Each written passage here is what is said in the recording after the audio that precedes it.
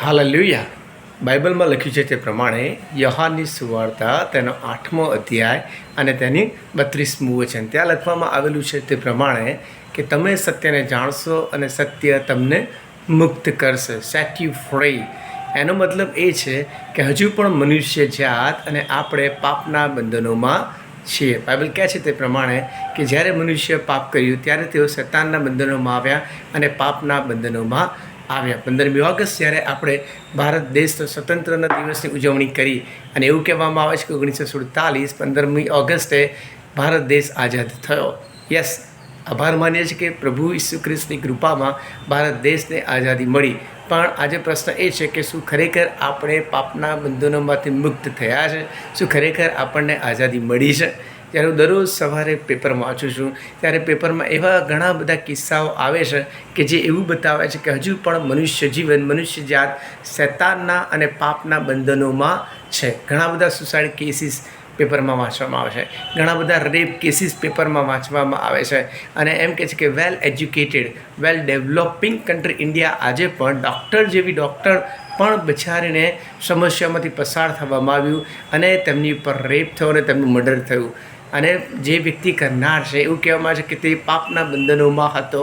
એમ કહે છે કે તે ગંદી બાબતોના બંધનોમાં હતો કે જેના કારણે તે શૈતાનની બાબતોમાં શૈતાનથી દોરાયો અને તેણે આ ભયંકર કૃત્ય કર્યું. અને એ જ કૃત્ય માણસોના જીવનોમાં વધતું ને વધતું જાય છે. આપણા સમાજમાં, આપણા જીવનોમાં આજે મનુષ્ય જાત, આજે મનુષ્ય પ્રજા, આજે મનુષ્ય લોક પાપના બંધનમાં છે. ઘણા બધા લોકો અલગ અલગ બંધનોમાં છે. ઘણા લોકો જૂઠું બોલવાના બંધનોમાં છે, ઘણા લોકો પાપના બંધનોમાં છે, ઘણા લોકો પૈસા અને ધન દોલત કમાવાના બંધનોમાં છે, ઘણા લોકો એ કહે છે કે દારૂના વ્યસનોના બંધનોમાં છે, જુવાન દીકરા દીકરીઓ સોશિયલ મીડિયાના બંધનોમાં છે, તેઓ સેક્સના પાપના બંધનોમાં છે અને જેના કારણે આજે પણ તેઓ ગુલામીમાં જીવન જીવી રહ્યા છે. મનુષ્ય છે એવું છે કે હું સારું જીવું, હું પવિત્ર જીવન જીવું કે જેથી કરીને સારું જીવન જીવીને મારા જીવનમાં, મારા કુટુંબમાં આશીર્વાદ પામું, પણ તેઓ બંધનમાં છે. અને બાઇબલ કહે છે તે પ્રમાણે કે તમે સત્યને જાણો. અને પ્રશ્ન એ છે કે સત્ય શું છે? What is the truth? સત્ય શું છે? તો બાઇબલ કહે છે, પ્રભુ ઈસુ ખ્રિસ્તે કીધું કે હું માર્ગ, સત્ય અને જીવન છું. પ્રભુ ઈસુ ખ્રિસ્ત એ સત્ય છે અને સત્ય એ છે કે પ્રભુ ઈસુ ખ્રિસ્ત તમારા અને મારા પાપોને માટે સ્વર્ગ તજી દઈને પૃથ્વી પર આવ્યા અને પોતાનો પ્રાણનો બલિદાન કાલ્વારી ક્રુસ ઉપર આપી દીધો કે જેથી કરીને આપણને પાપના બંધનોમાંથી, શૈતાનના બંધનોમાંથી મુક્ત કરે. દેશ આઝાદ થયો છે, યસ, ગ્રેટ. પણ શું ખરેખર તમે અને આપણે અને આપણો સમાજ ખરેખર પાપના બંધનોમાંથી, શૈતાનના બંધનોમાંથી મુક્ત થયો છે? R they really set free? જો નથી તો તમે આજે વ્યક્તિગત રીતે પ્રભુ ઈસુ ખ્રિસ્તની પાસે આવો. બાઇબલ એમ કહે છે કે આઈ એમ ધ ટ્રુથ.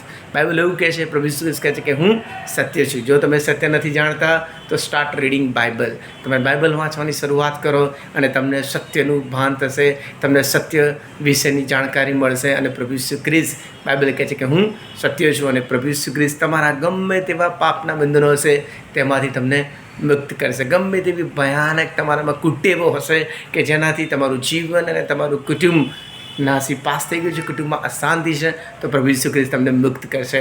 જો તમે કોઈ ચિંતામાં છો, જો કોઈ તમે બીમારીના બંધનોમાં છો, જો તમે દુઃખોમાં છે, કોઈ એવી ચિંતા છે કે જે તમારા જીવનને, તમારા કુટુંબને સંપૂર્ણ રીતે ખાઈ રહી છે અને તમને અશાંતિમાં દોરી જઈ રહ્યા છે. ઘણા બધા લોકો આજે સુસાઇડ કરી રહ્યા છે, આત્મહત્યા કરી રહ્યા છે. એનું કારણ એ છે કે ચિંતાના બંધનોમાં છે, નિષ્ફળતાના બંધનોમાં છે. તો એને પ્રશ્ન છે કે અમને કોણ છોડાવશે, અમને કોણ મુક્ત કરશે, અમને કોણ બચાવશે? બટ મારી પાસે તમારા માટે બહુ જ મોટી ગુડ ન્યૂઝ છે.